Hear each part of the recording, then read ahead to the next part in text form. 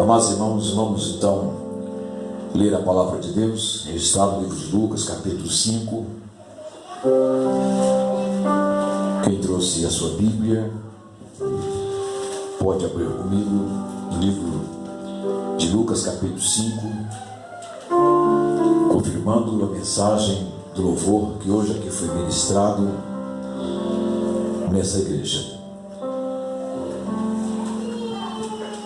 Versículo de número 1 e 2 diz assim: E aconteceu que, apertando a multidão para ouvir a palavra de Deus, estava ele junto ao mar de Genezaré, e viu estar 2 barcos junto à praia do lago, e os pescadores, havendo descido deles, estavam lavando as redes.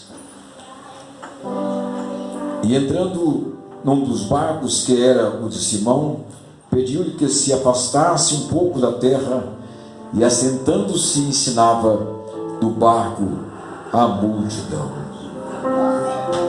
Ainda versículo 4: E quando acabou de falar, disse a Simão: Faze-te ao mar alto e lançai as vossas redes para pescar. Glória a Jesus. Podeis vos assentar.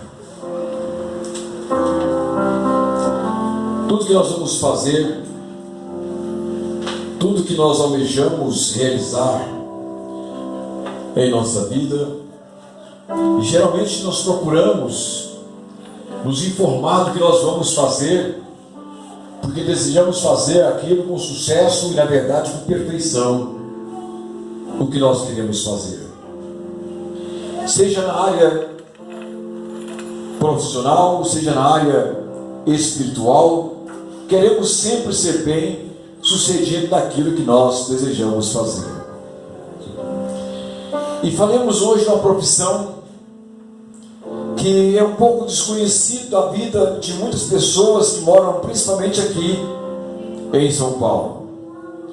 Uma profissão, na verdade, sofrida, em que o paulistano ou pessoas de cidade grande não estão acostumados com ela, mas uma profissão muito sofrida, no entanto muito útil para a sociedade, que é a profissão do pescador. Quando nós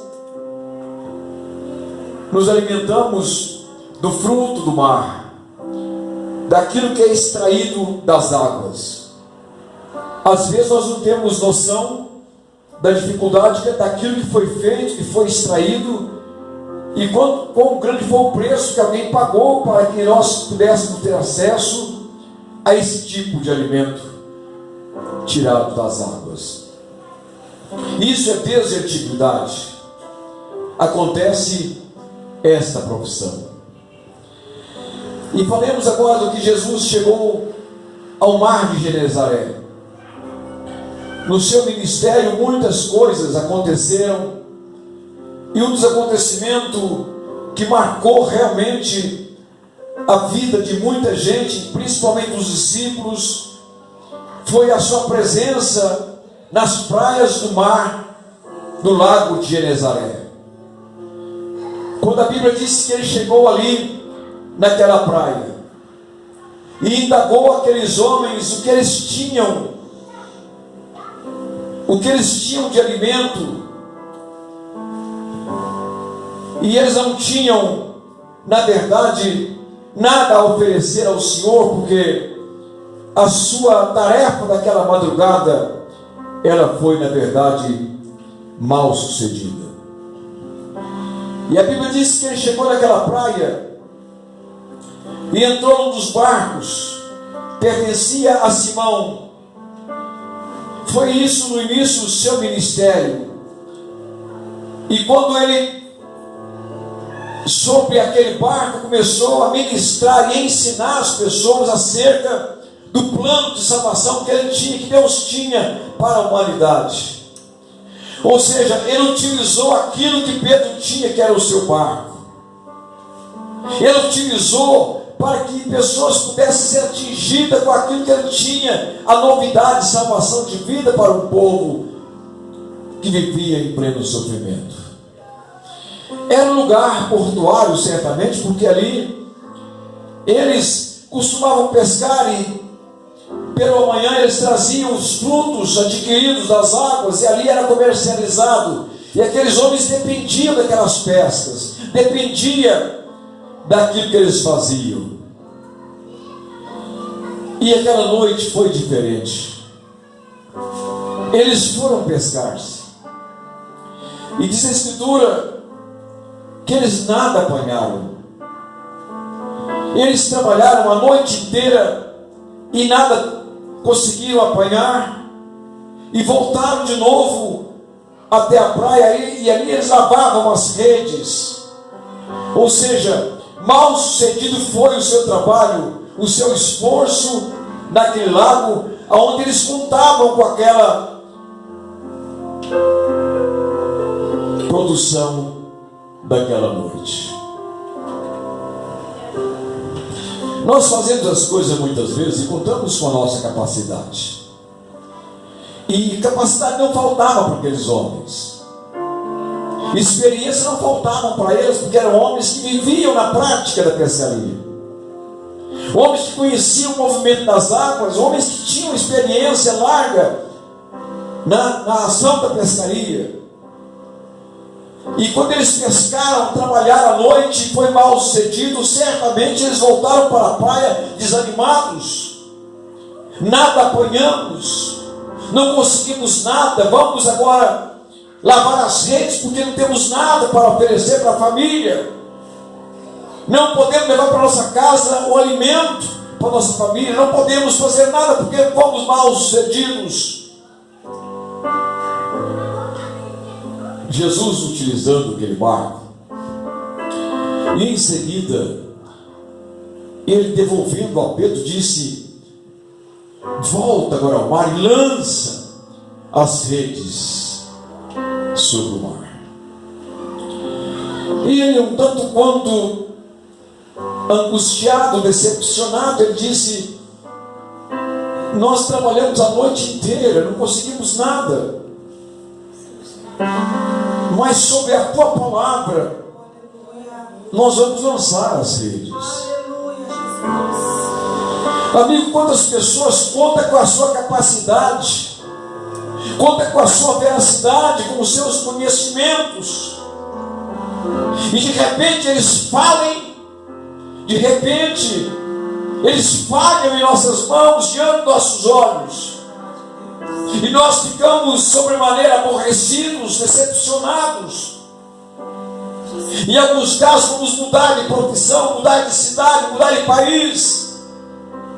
Mas quando as coisas são feitas fora do propósito de Deus, as coisas não dão certo. Quando o homem faz as coisas pensando na sua própria capacidade, no seu próprio conhecimento, fatalmente não dão certo. Porque nós confiamos na nossa capacidade. Mas quando nós estamos, como esses homens muitas vezes, pensando na falência, na fragilidade, na decadência, tristeza, angústia, aflição, decepção. Mas quando Jesus entra na nossa causa, no nosso barco, quando Ele entra, Ele muda a nossa história. Ele muda completamente a nossa história, a nossa vida, escreve uma nova história para nossas vidas. E no presente século que nós estamos vivendo, quantas pessoas estão decepcionadas nos seus empregos, nas suas fábricas, nos seus planos, nos seus trabalhos, no seu casamento, no seu relacionamento. Quantas pessoas estão desiludidas na sua vida e até diz: tudo para mim dá errado, eu luto, não dá nada certo na minha vida. Já tentei vários meios para conseguir o sucesso, não consigo. Mas é porque Jesus não está nos seus planos. É porque Jesus está fora dos seus projetos. Quando Ele está nos seus planos, Você tem sucesso porque você sabe como confiar em Deus poderoso. Quando nós estamos confiando no Senhor e as coisas começam a apertar, nós temos por onde correr, temos com quem falar, temos a quem orar, temos a quem confiar, e nós confiamos no Deus vivo e glorioso que tem escrito para nós a nova história. Obrigada, Jesus. Obrigada, Senhor. Quantas pessoas, quando chega à conclusão que a sua vida foi um fracasso, elas tiram a sua própria vida, perde o prazer, a alegria de existir sobre a terra, e determina o seu coração a eliminar a sua própria vida, a sua existência. Quantas pessoas, no desespero da sua alma, do seu coração, da sua vida, estão desiludidos, então eu vou me embriagar o suficiente para me esquecer os problemas. Quantas pessoas, na sua deficiência profissional ou emocional, ele propõe no seu coração utilizar drogas. Eu vou me drogar porque minha vida é uma desgraça. Quantas pessoas, quando estão decepcionadas, eu vou então procurar uma forma de me divertir. Eu vou procurar um lugar onde eu possa sentir bem. E em muitos casos não consegue voltar para a sua casa porque ele foi buscar para o seu coração a distração. Mas quando ele busca em Deus, quando ele confia no Senhor, a sua vida certamente é uma vida diferente. Já me deparei em situações, eu diria assim, muito complicada. E tem muitos pastores, muitos pregadores, quando vão testemunhar, testemunha aquilo que aconteceu na vida de outros irmãos. Existem pregadores que pregam a vida dos outros, pregam o costume dos outros. Ele prega muitas vezes mensagens que não viu de alguém. Quantos pregadores pregam uma experiência que os outros tiveram, mas nunca teve experiência. Eu gosto de testemunhar e pregar experiências que eu vivi, que aconteceram comigo. E a razão dessa é que eu amo tanto meu Salvador, porque a experiência com Ele foi uma experiência marcante que eu tive com meu Deus. Porque Ele é maravilhoso na minha vida, Ele é glorioso. Eu amo esse Deus. Não pelo que Ele pode me dar, mas pelo que Ele é na minha vida. Então, as experiências que Ele tem tributado a esse servo ao longo da minha vida espiritual. Eu tinha um patrimônio.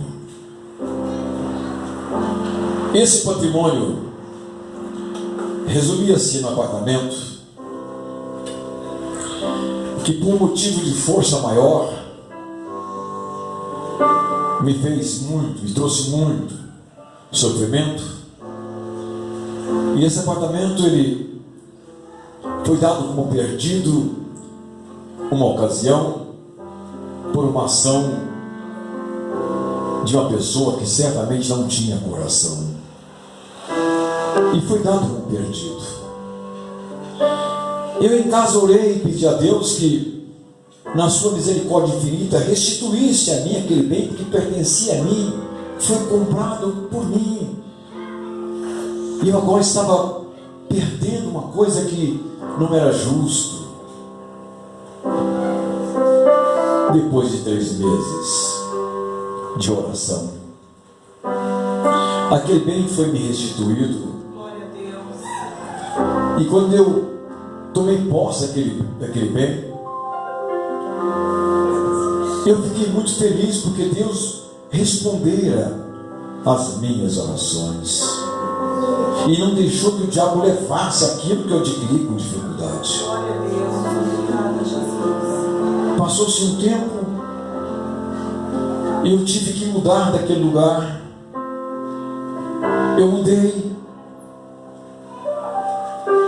E depois que eu mudei de lá, eu estabeleci uma pequena empresa E eu, na verdade, não queria mais aquele apartamento. Eu não queria mais, eu perdi a vontade de estar lá. E numa tarde, um homem chega na minha casa e disse: eu quero comprar aquele apartamento. E na ocasião, ele me comprou um apartamento e me deu um dinheiro na ocasião. E eu peguei aquele pacote de dinheiro. Era muito dinheiro, irmãos. Na ocasião era 17 mil reais, mas faz muitos anos, foi em 97. Quando eu me deparei com aquele monte de dinheiro assim, pus na mesa, chamei a esposa, eu disse a ela e meus filhos: nós temos esse dinheiro aqui. O que vamos fazer com esse dinheiro? Eu disse assim: nós vamos fazer uma missão com esse dinheiro. Vamos para a Bahia fazer missão. E parte dele eu comprei um automóvel seminovo e o enchi de Bíblias. Peguei meu filho, esse que está aqui, a minha filha, a minha esposa, coloquei um mapa sobre o capô do carro, e no mapa eu orei sobre o mapa e disse: Deus, onde nós vamos? E ele me sinalizava que eu tinha que gostar do nome Chique Chique, no sertão da Bahia, onde nascera meu pai. Eu disse que são 2.600 quilômetros, mas vamos lá. E nós viajamos 1.100 quilômetros. Pernoitamos na cidade. No dia seguinte nós continuamos a viagem na missão até um lugar por nome Caetité. Atravessamos Pirapora, Janaúba, Porteirinha, Brumado até chegar em Caetité. E ali pernoitamos. E a missão estava sendo feita. E no dia seguinte, pela manhã, continuamos a nossa viagem, porque Deus tinha um propósito a realizar naquela cidade. E fomos até um lugar por nome Irecê. Chegamos em Irecê por volta de 9 da noite. Eu disse: filho, precisamos arrumar uma igreja, porque hoje é quinta-feira. E nós saímos e não achamos uma igreja aberta quinta-feira. Voltamos, dormimos. No dia seguinte saímos de manhã e fomos à cidade aonde Deus havia determinado em nosso coração. Chique Chique. Eram 100 quilômetros. Chegamos lá. Por causa da minha facilidade na ocasião, eu trabalhava, fazia um programa de rádio, e foi fácil me comunicar com aquela emissora que tinha lá, Rádio Tribuna do Vale, onde foi me dada a oportunidade para anunciar a busca de alguns parentes. E assim foi me dada a oportunidade, já fizemos o apelo e apareceu parentes naquela rádio. Direcionamos para lá. Quando chegamos naquela casa, era uma rua de terra, e havia muitos animais pelas ruas, e havia casas, na verdade, muito modestas. E quando paramos ali o automóvel, a minha esposa desceu. Quando olhei no final da rua, havia uma mulher. Havia uma senhora de pé naquela porta, e o Espírito de Deus disse para mim assim: vai falar com ela, que ela vai sorrir novamente. Isso era de manhã. Eu cheguei até ela, veio para a Gracinha, descarrega o carro aí que eu vou para aquela mulher ali. Cheguei lá e disse: bom dia. Ela disse: bom dia. Eu vim de São Paulo e Deus te manda um recado. O recado é este: Deus mandou dizer que a senhora vai sorrir novamente. Quando eu disse isso, irmãos, ela começou a chorar. E eu não entendi nada. Ela começou a chorar. A vizinha viu o choro e correu para ver o que estava acontecendo. Só está chorando. O que aconteceu? O que esse moço te fez? Misericórdia. Ele disse: não fiz nada. Eu disse a ela que Deus mandou dizer a ela que ela vai sorrir novamente. Ela disse: o senhor é pastor? Sou. Vem de São Paulo? Sim. Eu vou dizer para você uma coisa: Faz 4 anos que o filho dela foi assassinado nesse lugar, diante de seus olhos, aí onde ela está. E todo dia fica de pé chorando a morte do filho. E ela tem dito assim: Senhor, eu me dá novamente, Senhor, a alegria da minha salvação. Deixa-me sorrir novamente. Aleluia. E ela começou a sorrir e dizia assim: Deus respondeu a minha oração. A tristeza foi embora.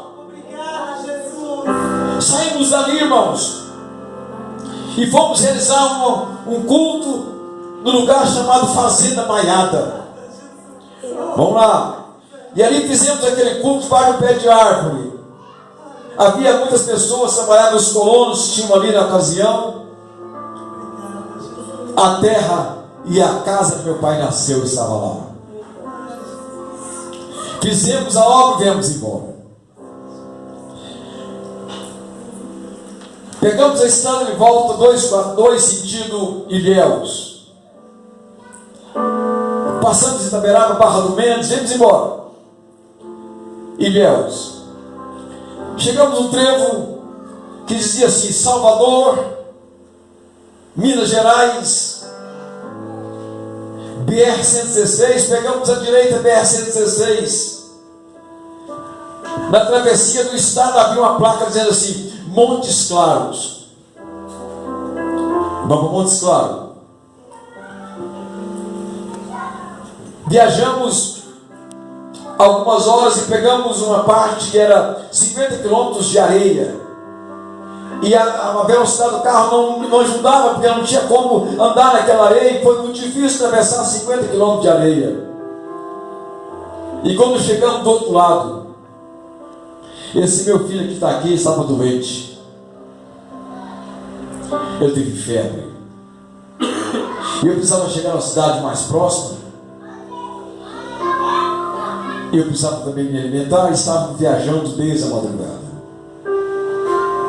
E quando passamos um lugar por nome, se não me engano, Tinga, eu encostei no posto, disse para o moço: completa o tanque. Ele completou o tanque de álcool. Eu não sabia que estava batizado com água. E quando saí dali, aquele carro começou a pular. E me informaram uma estrada que subiu umas serras. E daquela serra até Montes Claros tinha 173 quilômetros. E quando chegamos no alto da serra já era 7 da noite. E no alto daquela serra, uma estrada não nos passava ninguém. A estrada estava totalmente deserta, e muito escuro, e montanhosa, e muita rocha. E naquela hora, meu filho estava doente, estava febril. E quando eu me deparei, irmão, no alto daquela serra, que é como se fosse uma montanha, muita rocha, faltava 173 quilômetros para chegar até Montes Claros, 7 da noite. E o carro falhando, o carro capulando, não andava. Ali minha esposa começou a chorar. E ali eu senti medo, muito medo. E disse: agora é a hora de orar. E falei: Senhor, a missão ainda não foi concluída. Fizemos a primeira parte da missão. Senhor, eu preciso sair daqui, eu estou com medo. Segundo as informações, tinha muitos salteadores naquela estrada. E esse carro não anda. E a estrada é perigosa, muita curva acentuada. Como eu faço agora? O farol do carro não ajudava, não chegava direito. E a Gracinha estava chorando. Diz: agora, como nós vamos fazer? Voltar não dá. Ir para frente, o carro não quer andar. E era muito longe. E as lágrimas veio até meu rosto. E eu lembrei dessa pesca maravilhosa. Aqueles discípulos trabalharam a noite inteira, mas sobre a tua palavra Eu disse: Deus, tua palavra diz que os discípulos trabalharam a noite toda, e nós estamos viajando já faz tantos dias. Eu não conto com a minha capacidade, Senhor, e nem com o meu conhecimento, mas eu conto com a tua graça, a tua bondade agora. Isso é difícil, eu estou com medo, e a missão estava pela metade, e havia um grande caminho a ser percorrido. Irmão, de repente apareceu atrás do meu carro 2 faróis. A Gracinha disse para mim assim: deve ser bandido, ladrão de estrada. Ele: não, Suspeito. você não sabe o que você está falando. E aquele 2 faróis atrás, ele pediu um sinal para atravessar. Eu encostei e ele passou na minha frente, e ele não andava, ele ficava na minha frente assim por volta de uns 15, 20 metros da minha frente, andando na minha frente. O farol daquele carro era como se fosse o dia. Eu nunca vi um farol como aquele, era como se fosse o dia. Você lembra disso, filho? Era como se fosse o dia. E de repente meu carro, que estava ruim, parou de pular, começou a andar normal. Oh, glória. A minha esposa falou assim: mas quem será esse homem? Eu falei: não sei que homem é esse não, mas você pode ter certeza, foi Deus que mandou ele. Glória a Deus. E ele começou a me guiar, e vamos atrás dele. Apaguei meus faróis, estou atrás dele. Andamos juntos 170 quilômetros, aliás 160 quilômetros aproximadamente, atrás daquele homem. Quando chegou numa reta final, havia uma cidade com o nome Francisco de Sá. Era uma reta e havia iluminação na estrada. Aquele homem adiantou o seu veículo, ele adiantou e foi até na frente de um trevo. Ele virou no trevo e ficou de frente para mim. Eu vim descendo. Quando fui chegando próximo dele, ele pôs a mão lá de fora e mostrou para o céu, desse jeito. Glória a Jesus. Glória ao teu nome. Mostrou para o céu. Oh, glória a Deus. Aleluia. Socorro bem presente. Aleluia. Glórias ao teu nome. Chegamos em Montes Claros por volta de 10h30 da noite. Chegamos lá, na entrada da cidade havia um hotel Boa Viagem. E falei para a Gracinha: nós estamos com fome, cansados, e esse hotel aqui devia acalamentar da cidade. Hotel Boa Viagem, hotelzinho simples, mas Boa Viagem. Quando nós entramos assim no estacionamento, havia um lugar em aberto, e tinha uma senhora em cima da grade, próximo à escada, e quando ela nos viu, ela deu glória a Deus bem alto e desceu e disse: o senhor veio para pernoitar no meu hotel? Eu vim para pernoitar e para comer. Ela começou a glorificar a Deus e disse assim: desde manhã até agora eu estou aqui orando para Deus mandar pelo menos um cliente hoje. Aleluia. E o senhor é o primeiro cliente que chega. Ela era crente. Deus mandou o senhor aqui, irmão. E aí passamos a noite, comemos, dormimos, oramos, descansamos. E no dia seguinte, eu disse: Gracinha, agora vamos à segunda parte da nossa missão. Direção São Gonçalo da Baeté. E assim foi a nossa missão. 30 dias viajando. Quando o dinheiro acabou total, dá uma olhada nos bolsos, não tem mais nada, o dinheiro acabou. Agora é hora de voltar. Jesus. Deixa só ver da gasolina. Agora chegou a hora de voltar. Cheguei em São Paulo, sem centavo, mas com o coração cheio de graça e bondade, porque o Senhor me levou, Glórias ao teu me nome. trouxe segurança. Aleluia. Lá em Montes Claros, a irmã queria nos segurar. Eu disse: não, irmã, existe um grupo de irmãos lá em São Gonçalo me esperando. Tem um grupo de irmãos esperando lá. E nós temos que estar no final de semana, porque vamos fazer um trabalho no final de semana. A nossa missão continua. Os discípulos estavam sobremaneira desapontados. Trabalhamos a noite toda, nada aprendemos. Enquanto você viver assim, contando com a sua capacidade, pensando em ganhar dinheiro, enquanto você viver assim, contando apenas com os teus recursos, Deus não vai agir na sua vida. Porque quando você entrega os seus caminhos ao Senhor e confia nele, o mais Ele tudo fará. Glória a Deus. Pedro, Senhor, já usei o seu barco. Primeiro é Deus. É assim? Primeiro, o melhor é do Senhor.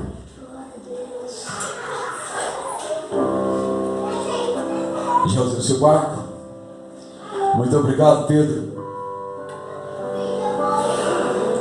Agora, Pedro, lança a rede. Volta e lança a rede.